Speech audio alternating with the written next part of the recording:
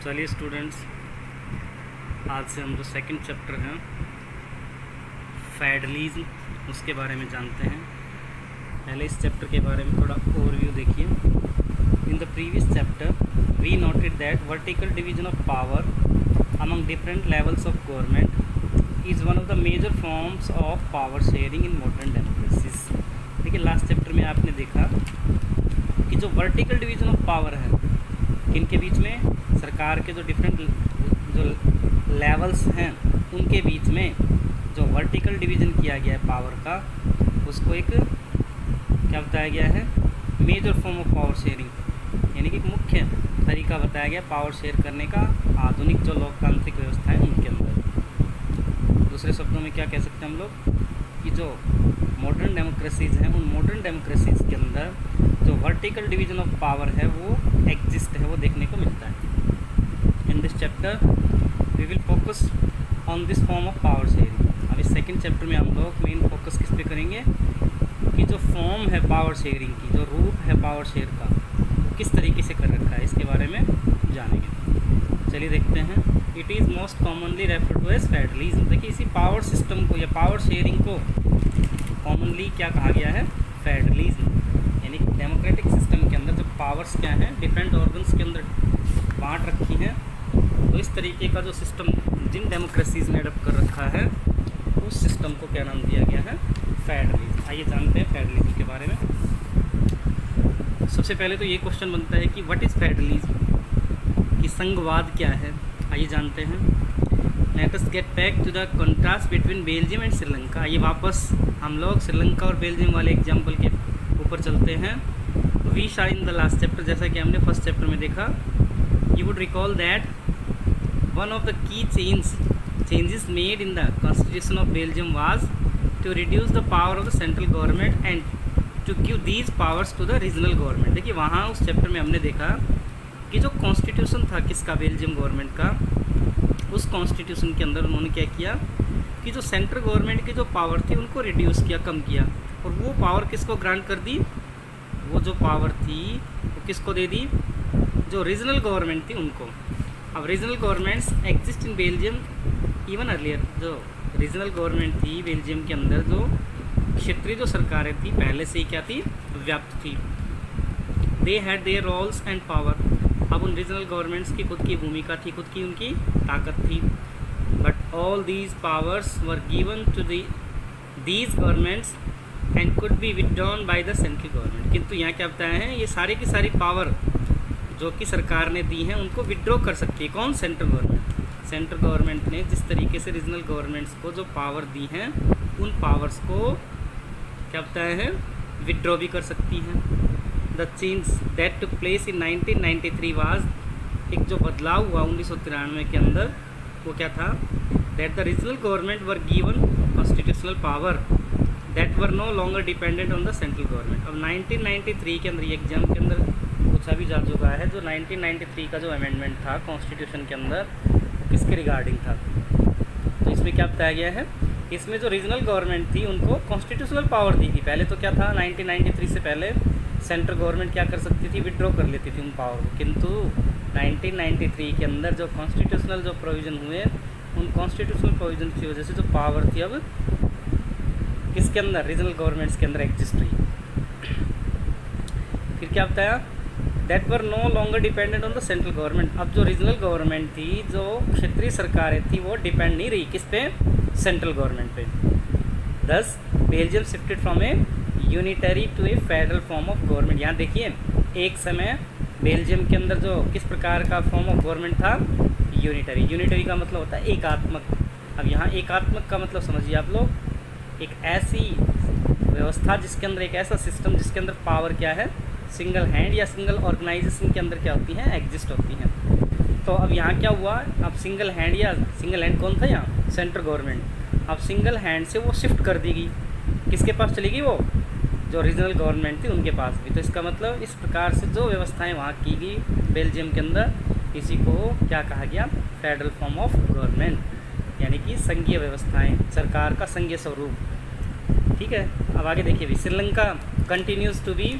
अब श्रीलंका का एग्जाम्पल और देखिए भी, for all practical purposes A unitary system, जबकि श्रीलंका के अंदर क्या था, ध्यान होगा आप लोगों को, सिर्फ एक ही रिलीजन को, एक ही कम्युनिटी को, एक ही लैंग्वेज को वहाँ प्रेफरेंस दी गई। इसका मतलब वहाँ यूनिटरी सिस्टम ऑफ गवर्नमेंट था। एक ऑर्गेनाइजेशन के अंदर क्या थी, पावर जो थी एग्जिस्ट थी। Where the national government has all the power, यहाँ क्या होता है, जो राष्ट्रीय सरकार थी उसके पास सारी की सारी पावर थी। बेल्जियम ने तो क्या किया, डिसेंट्रलाइजेशन कर दिया पावर का, किंतु यहाँ जो पावर थी वो सिंगल हैंड के अंदर कंसंट्रेटेड थी। सिंगल हैंड कौन थी, जो सेंट्रल गवर्नमेंट थी। फिर क्या हुआ, Tamil leaders want Sri Lanka to become a federal system, Tamil जो नेता थे वो चाहते थे, क्योंकि सुपरमेसी सिंगला लोगों की थी, जो पावर थी मोस्टली वो किन को दी गई, जो सिंघला स्पीकर थे उनको। इस वजह से तमिल जो नेता थे वो चाहते थे कि श्रीलंका क्या बने, एक फेडरल सिस्टम बने, यानी कि श्रीलंका के अंदर एक ऐसी सरकार हो जहाँ संघीय व्यवस्था हो। अब आइए डिटेल से समझते हैं हम लोग। Federalism is a system of government, याद कर लीजिए इसको कि फेडरलिज्म क्या है, एक सिस्टम है गवर्नमेंट का, in which the power is divided between, अब इसमें क्या है, पावर को बांट रखा है किस किस के बीच में, central authority and various constituent units of the country, यानी कि विभिन्न जो संवैधानिक निकाय हैं देश के उनके अंदर, और साथ साथ क्या होता है, सेंट्रल गवर्नमेंट के अंदर क्या कर रखी है, पावर को बांट रखा है, डिवाइड कर रखा है। तो फेडरलिज्म एक ऐसी व्यवस्था है जिसमें क्या है, जो पावर्स हैं, जो शक्तियां हैं, उनका विभाजन कर रखा है केंद्रीय सरकार के और इसके साथ साथ जो स्थानीय या जो क्षेत्रीय सरकारें हैं उनके बीच में। Usually a federation has two level of government, आमतौर पर क्या देखा जाता है कि किसी भी फेडरेशन के अंदर दो लेवल की सरकारें होती हैं, दो स्तरीय सरकारें होती हैं। One is the government for the entire country, एक तो वो सरकार जो पूरे देश के लिए है, that is usually responsible for a few subjects of common national interest, जो कि क्या है, उत्तरदायी हैं किसके लिए, जो कॉमन नेशनल इंटरेस्ट यानी कि राष्ट्रीय जो मुद्दे हैं, उन राष्ट्रीय मुद्दों के प्रति जिम्मेवार कौन होती है, जो सेंट्रल गवर्नमेंट है। यानी कि एक तो वो सरकार जो सेंट्रल लेवल पर है, दूसरा the other are governments at the level of provinces, दूसरी एक और सरकार है जो किस स्तर पर देखने को मिलती है, प्रोविंसेस के रूप में और स्टेट्स के रूप में, यानी कि प्रांतीय सरकारें, किसी प्रांत के अंदर जो सरकारें हैं, that look after much of the day to day administering of their state, अब वो क्या करती हैं, अपने प्रतिदिन की जो गतिविधियां हैं अपने स्टेट की उनको मॉनिटरिंग करती हैं। कौन, जो प्रोविंशियल गवर्नमेंट है या जो स्टेट गवर्नमेंट है। आगे देखिए क्या होता है, both these level of government enjoy their power independent of the other. अब यहाँ क्या होता है, फेडरेशन, एक फेडरल सिस्टम के अंदर, एक फेडरेशन के अंदर ये दोनों स्तर की जो सरकारें हैं वो क्या कर रही हैं, अपनी जो पावर है उनको इंडिपेंडेंटली इंजॉय कर रही हैं। इसका मतलब क्या है, कोई दूसरा जो ऑर्गन है या दूसरा जो लेवल है वो किसी भी प्रकार का इंटरफियरेंस नहीं कर रहा इनके मामलात के अंदर। तो इस तरीके से हम लोग देखते हैं कि फेडरेशन या फेडरल गवर्नमेंट के अंदर क्या होता है, पावर को इस तरीके से स्मूथली डिस्ट्रीब्यूट किया गया, जिससे कि मेनली हमारा जो मुद्दा है वही है, सोसाइटी के अंदर जो कॉन्फ्लिक्ट्स हैं उनको रिड्यूस करना, किसी भी प्रकार के जो मतभेद हैं, झगड़े हैं, उनको ख़त्म करना। यही तो इसका मेन मोटो है, किसका, पावर शेयरिंग का या फेडरलिज्म का। या सिंपली हम लोग अगर फेडरलिज्म को पावर शेयरिंग के ज़रिए भी डिस्क्राइब करना चाहें तो इजीली हम लोग इसको डिस्क्राइब कर सकते हैं। आप देखिए, in this sense federations are contrasted with unitary government under the unitary system. अब गवर्नमेंट किस प्रकार की, यूनिटरी गवर्नमेंट यानी कि एकात्मक सरकार क्या होती है, under the unitary system either there is only one level of government, यहाँ तो क्या मिलेगा, या तो एक स्तर की जो सरकार है वो देखने को मिलेगी, और द सब यूनिट्स या उसकी जो सब यूनिट होंगी वो काम करेंगी, or subordinate to the central government, वो अधीन काम करेंगी किसके, सेंट्रल गवर्नमेंट के। यहाँ क्या बताया है कि यूनिटरी सिस्टम के अंदर तो पूरे एंटायर नेशन के अंदर एक ही सरकार होगी और उसकी जो सब यूनिट होंगी वो क्या करेंगी, उसकी हेल्प करेंगी। दूसरा क्या होता है, the central government can pass on orders to the provincial और द लोकल गवर्नमेंट। अब यहाँ क्या है, सेंट्रल गवर्नमेंट क्या कर सकती है, आदेश जारी कर सकती है, पारित कर सकती है, किसके लिए, जो प्रोविंशियल और जो लोकल गवर्नमेंट है उनके लिए। तो यूनिटरी सिस्टम के अंदर क्या है, जो इंडिपेंडेंसी है वो नहीं दी गई, किनको, जो प्रोविंशियल या लोकल गवर्नमेंट है उनको। इसका मतलब ये जो सबऑर्डिनेट गवर्नमेंट है किसकी, जो सेंट्रल गवर्नमेंट की, उन्हीं के ज़रिए क्या है, गवर्निंग की जा रही है। जबकि एक फेडरल सिस्टम के अंदर, यहाँ तो हमने जिक्र किया था यूनिटरी सिस्टम के अंदर एकात्मक का मतलब पावर क्या है, सिंगल पर्सन या सिंगल यूनिट के अंदर कंसिस्ट है, जबकि यहाँ फेडरल सिस्टम के अंदर क्या बताया है, central government can not order, यहाँ आदेश नहीं दे सकती सेंट्रल गवर्नमेंट, किसको, स्टेट गवर्नमेंट को या प्रोविंशियल गवर्नमेंट को, टू डू समथिंग, कि कुछ करें, क्योंकि इन दोनों स्तर की जो सरकारें हैं, इन दोनों स्तर की सरकारों का जो ज्यूरिसडिक्शन है वो डिफाइंड है, और वो कहाँ डिफाइंड है, कॉन्स्टिट्यूशन के अंदर। संविधान ने विस्तृत रूप से इसकी व्याख्या कर रखी है कि किसका क्या क्षेत्राधिकार होगा, और उन्हीं क्षेत्राधिकार के अंतर्गत इनको अपनी जो पावर्स हैं उनको एंजॉय करना पड़ता है। अब आगे क्या होता है, state government has powers of its own for which it is not answerable to the central government. अब फेडरल फॉर्म ऑफ गवर्नमेंट के अंदर क्या होता है, स्टेट गवर्नमेंट के पास खुद की पावर होती हैं, इसको जवाब देने की जरूरत नहीं पड़ती, किसको, सेंट्रल गवर्नमेंट को, यानी कि जो जवाबदेहिता है सेंट्रल गवर्नमेंट के प्रति वो इसके लिए कंपल्सन नहीं है, इंडिपेंडेंटली ये काम कर सकती है। कौन सी, स्टेट गवर्नमेंट, किस प्रकार की सरकार के अंदर, फेडरल फॉर्म ऑफ गवर्नमेंट के अंदर। But these governments are separately answerable to the people, किंतु दोनों तरीके की जो सरकारें हैं, वैसे को स्टेट गवर्नमेंट हो या सेंट्रल गवर्नमेंट हो, उनको जवाब देना पड़ता है, और जवाबदेहिता किसके प्रति होती है, लोगों के प्रति, यानी कि सरकारों को जवाब देना पड़ेगा, किनको, जनता है उनको। अब आइए की फीचर जानते हैं, एग्जाम के पॉइंट ऑफ व्यू से ये क्वेश्चन बनता है कि इसकी जो फीचर हैं किसकी, फेडरलिज्म की, वो बताइए। Let us look at some of the key features of federalism. आइए देखते हैं कुछ विशेषताएं किसकी, फेडरलिज्म की। तो सबसे पहले क्या बताया है, आप डेफिनेशन से ही क्या निकाल सकते हैं, इसकी फीचर निकाल सकते हैं। तो सबसे पहले क्या बताया, देयर आर 2 और मोर लेवल ऑफ गवर्नमेंट, किसके अंदर, फेडरलिज्म के अंदर। जबकि यूनिटरी गवर्नमेंट के अंदर मैंने क्या बताया था आपको कि जो पावर है सिंगल हैंड के अंदर कंसिस्ट होती है, जबकि यहाँ क्या है, पावर क्या है, 2 और मोर लेवल्स ऑफ गवर्नमेंट के अंदर डिस्ट्रीब्यूट कर रखी हैं, डिवाइड कर रखी हैं, 2 स्तर की जो सरकारें उनके अंदर। सेकंड पॉइंट देखिए इसकी feature, different tyres of government govern the same citizen. ऐसा नहीं है कि उनके लिए अलग अलग सिटीजन होंगे, सिटीजन सेम होंगे, but each tyre has its on jurisdiction, किंतु उनका जो क्षेत्राधिकार है, ज्यूरिसडिक्शन का मीनिंग समझिए, यहाँ काम करने का जो एरिया है वो क्या है, in specific matters of legislation, taxation and administration. अब क्या है, उनका खुद का क्षेत्राधिकार होता है कुछ विशेष मामलों के अंदर काम करने के लिए, जैसे वो लेजिस्लेशन से रिलेवेंट हो, टैक्सेशन से रिलेवेंट हो या एडमिनिस्ट्रेशन से।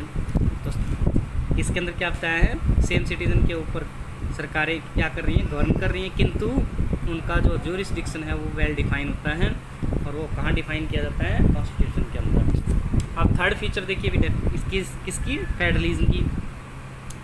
The jurisdiction of the respective level of tier of government are specified in the constitution. ये चीज़ मैंने आप लोगों को सेकंड पॉइंट के अंदर ही बता दी है कि जो ज्यूरिसडिक्शन है उसको कौन स्पेसिफाई करता है, कॉन्स्टिट्यूशन, यानी कि सरकारों को जो पावर दी गई हैं, सेंट्रल गवर्नमेंट को, स्टेट गवर्नमेंट को, वो पावर्स कहाँ स्पेसिफाई की गई हैं, कॉन्स्टिट्यूशन के अंदर। So the existence and authority of each tyre of government is constitutionally guaranteed. इस वजह से क्या होता है, यहाँ जो एग्जिस्टेंस है और अथॉरिटी है हर एक टायर की, प्रभाव है उनका, उनकी जो अथॉरिटी है वो क्या होता है, कॉन्स्टिट्यूशनल, संवैधानिक रूप से इस चीज़ की गारंटी ली गई है। संविधान क्या करता है, ऐसी व्यवस्थाएं करता है। उसके बाद थर्ड फीचर देखिए, the fundamental provision of the constitution can not be unilaterally change by one level of government. अब यहाँ क्या होता है, जो मूलभूत जो प्रावधान है उनके अंदर एकात्मक रूप से, एकात्मक रूप का मतलब सेंट्रल गवर्नमेंट चाहे तो क्या है उनके अंदर बदलाव, या प्रांतीय जो सरकारें हैं उनके अंदर फंडामेंटल प्रोविजंस के अंदर बदलाव नहीं कर सकती हैं। किस प्रकार की सरकार के अंदर, जो फेडरल फॉर्म ऑफ गवर्नमेंट है उसके अंदर। एक बार फिर से समझिए इस फोर्थ पॉइंट को कि जो फंडामेंटल प्रोविज़न है, जो मौलिक जो प्रावधान है उनके अंदर, कॉन्स्टिट्यूशन के अंदर, उनको कोई एक अंग का मतलब क्या है, या तो सेंट्रल गवर्नमेंट या स्टेट गवर्नमेंट यूनिलैटरली चेंज नहीं कर सकती, एकात्मक रूप से चेंज नहीं कर सकती। तो इसके बाद क्या होता है, सब changes require the consent of both the levels of government. अब जो सहमति है किनकी, दोनों स्तर की जो सरकारें हैं उनकी सहमति चाहिए। इसके अंदर जो फंडामेंटल प्रोविजंस हैं कॉन्स्टिट्यूशन के अंदर, जो चेंज करने की जो सहमति है, उसके लिए दोनों जो लेवल की जो गवर्नमेंट है उनकी सहमति अनिवार्य बताई गई है।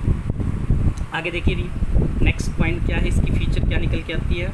Courts have the power to interpret the constitution and the powers of different level of government. देखिए कॉन्स्टिट्यूशन को इंटरप्रेट करने की संविधान में क्या है, किसकी पावर कितनी है, कैसी हैं, उनको इंटरप्रीट करने की, उनको व्याख्या करने की जो पावर है किसके पास है? कोर्ट के पास। किसमें?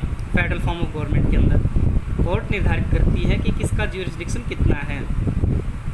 The highest courts acts as an umpire, जो सबसे हाईएस्ट कोर्ट का मतलब कौन है यहाँ? सुप्रीम कोर्ट एक एम्पायर के रूप में काम करती है। If disputes arise between different levels of government, यदि अलग अलग स्तर की जो सरकारें हैं, प्रांतीय सरकारें या केंद्रीय सरकारें, उनके बीच में किसी भी प्रकार का जो डिस्प्यूट अराइज होता है, मतभेद पैदा होता है, तो निश्चित रूप से इस डिस्प्यूट को रिजॉल्व कौन करेगा? जो कोर्ट्स हैं वो। इसके बाद नेक्स्ट देखिए, sources of revenue for each level of government are clearly specified to ensure its financial autonomy. अब क्या होता है? अभी जो सोर्सेज है रेवेन्यू का, यानी कि उनको जो रेवेन्यू मिलेगी दोनों लेवल की जो सरकारें हैं उनको भी स्पेसिफाई किया गया है, जिससे कि उनकी जो वित्तीय स्वायत्ता है वो सुनिश्चित की जा सके, यानी कि उनकी जो फिनेंशियल जो स्टेटस है उसको डिफाइन किया जा सके। इसके लिए क्या किया गया है? ईच लेवल ऑफ गवर्नमेंट की जो रेवेन्यू से संबंधित जितने भी मुद्दे हैं उनको स्पेसिफाई किया गया है। इसके बाद हम लोग जो नेक्स्ट जो इसकी फीचर है 7th, उसके बारे में देखते हैं। द फेडरल सिस्टम दस हैज़ ड्यूल ऑब्जेक्टिव। यहाँ ध्यान दीजिए, फेडरल स्तर की जो सरकार है, फेडरल सिस्टम जो है वो क्या करता है? 2 ऑब्जेक्टिव को लेके आगे बढ़ रहा है। सबसे पहला ऑब्जेक्टिव तो क्या है? To safeguard and promote unity of the country. एक तरफ तो क्या करना है? जो देश की एकता है, अखंडता है, उसको सुनिश्चित करना है।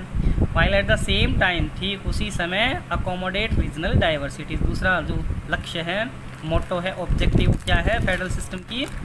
कि जो रीजनल डाइवर्सिटीज़ हैं उनके बीच में भी सामंजस्य, कोरिलेशन बनाना। क्षेत्रीय जो विविधताएँ हैं उनके बीच में भी क्या करना? एक अकोमोडेशन निर्धारित करना। Therefore 2 aspects are crucial for the institution and practice of federalism. इस तरीके से हम लोग देखते हैं कि 2 एस्पेक्ट लेकर, ये दोनों एस्पेक्ट क्या है? महत्वपूर्ण हैं किसके अंदर? फेडरलिज्म को अगर प्रैक्टिस में लाना है इसके लिए। Government at different level should agree to some rules. अब सरकारें जो है अलग अलग स्तर की वो क्या करती हैं? एग्री हो जाती हैं किसके लिए? To some rules of power sharing, कि जो पावर शेयरिंग के कुछ रूल हैं उनके ऊपर दोनों स्तर की सरकारें, प्रांतीय सरकारें और केंद्रीय सरकारें क्या करती हैं? एग्री हो जाती है इस बात के ऊपर। They should also trust that each would abide by its part of the agreement. अब इसके साथ साथ क्या है? वो एक दूसरे के ऊपर विश्वास भी रखती हैं, साथ साथ जो एग्रीमेंट है उस एग्रीमेंट के अकॉर्डिंग भी वो कार्य करती हैं। And ideal federal system has both aspect. इस तरीके से हम लोग देखते हैं कि एक आदर्श फेडरल सिस्टम के अंदर, संघीय व्यवस्था के अंदर क्या है? 2 एस्पेक्ट रखे गए हैं। एक तो म्यूचुअल ट्रस्ट और दूसरा क्या बताया है? Agreement to live together. एक ऐसी सहमति, मिलजुल कर क्या करेंगे हम लोग? सरकार को चलाएंगे, असल वहाँ रहेंगे। एक तो एक दूसरे के प्रति विश्वास और दूसरा एक एग्रीमेंट होता है उनके बीच में कि मिलजुल कर रहेंगे। तो इस तरीके से ये आइडियल लेकर एक फेडरल सिस्टम क्या करता है? कार्य करता है। आगे देखिए नेक्स्ट पैराग्राफ में क्या बताया है? The exact balance of power between the central and the state government varies from the federation to another. अब ये बताया है कि जो बैलेंस है पावर शेयरिंग का किस किस के बीच में? सेंट्रल और स्टेट गवर्नमेंट के बीच में। उसमें भी हम लोग एक विविधता देखने को मिलती है अलग अलग फेडरेशन के अंदर। This balance depends mainly on the historical context in which the federation was form. लेकिन ये किसके ऊपर निश्चित करता है? कि वो जो फेडरेशन बना था उसका इतिहास क्या रहा है, उस इतिहास के ऊपर निर्भर करता है कि वो जो फेडरेशन है वो कितना पावरफुल होगा। There are 2 kinds of routes. इसको भी ध्यान से पढ़िए बेटा, क्योंकि एग्जाम के अंदर पूछा जाता है ये भी। एक तो कमिंग टुगेदर फेडरेशन और दूसरा होल्डिंग टुगेदर फेडरेशन। पहले मैं आप लोगों को थोड़ा एक इंट्रोडक्शन दे देता हूँ ताकि जो पैराग्राफ हो वो ईजिली आपको समझ में आ जाए। देखिए कमिंग टुगेदर फेडरेशन के अंदर क्या है? यहाँ जो स्टेट्स होते हैं वो पावरफुल होते हैं। अब वो स्टेट क्या करेंगे? मिलकर आएंगे और एक अपना एक फेडरेशन बनाएंगे। जिस तरीके से हम लोग यूएसए के अंदर देखते हैं, यूएसए के अंदर जो स्टेट्स हैं वो बड़े पावरफुल हैं। वो सभी स्टेट्स आते हैं और मिलकर क्या कर रहे हैं? फेडरेशन बना रहे हैं और इस तरीके से गवर्निंग वहाँ की जा रही है। जबकि एक दूसरा जो फॉर्म है, दूसरा फॉर्म बताया है होल्डिंग टुगेदर फेडरेशन। अब होल्डिंग का मतलब यहाँ सेंट्रल गवर्नमेंट ने क्या कर रखा है? होल्ड कर रखा है डिफरेंट फेडरेशन को, अलग अलग स्टेट्स को। यहाँ पर देखिए इस प्रकार की फेडरेशन के अंदर जो पावर्स का जिक्र किया गया है वो क्या होगा? केंद्रीकृत होगा। बाद में क्या किया गया? उसको डिसेंट्रलाइज किया है। अब होल्डिंग टुगेदर फेडरेशन एग्जांपल हम लोग सिंपली इंडिया का ले सकते हैं, या क्या है सेंट्रल गवर्नमेंट ज़्यादा इफेक्टिव दिखाई देती है। अब आगे देखिए डिटेल से इसके बारे में जानेंगे हम लोग कि the balance depend mainly on the historical context. ये फेडरेशन कैसे बना था इसके ऊपर निर्भर करता है। There are 2 kinds of routes through which we federation have been form. देखिए इसके पीछे 2 रूट काम करते हैं कि कोई जो फेडरेशन है वो बना है। The first route involve independent states coming together. यहाँ पे है फर्स्ट रूट के अंदर कि इंडिपेंडेंट स्टेट हैं आए on their own to form, खुद आए हैं स्वयं आए हो और क्या किया उन्होंने, to form a bigger unit. Independent state आए मिलकर उन्होंने क्या किया, एक बड़ी यूनिट बना दी। So that by pooling sovereignty and retaining identity they can increase their security. This type of coming together federation includes the USA, Switzerland, Australia. इस प्रकार की जो व्यवस्थाएं देखने को कहाँ मिलती हैं, स्विट्ज़रलैंड के अंदर, USA के अंदर, ऑस्ट्रेलिया के अंदर।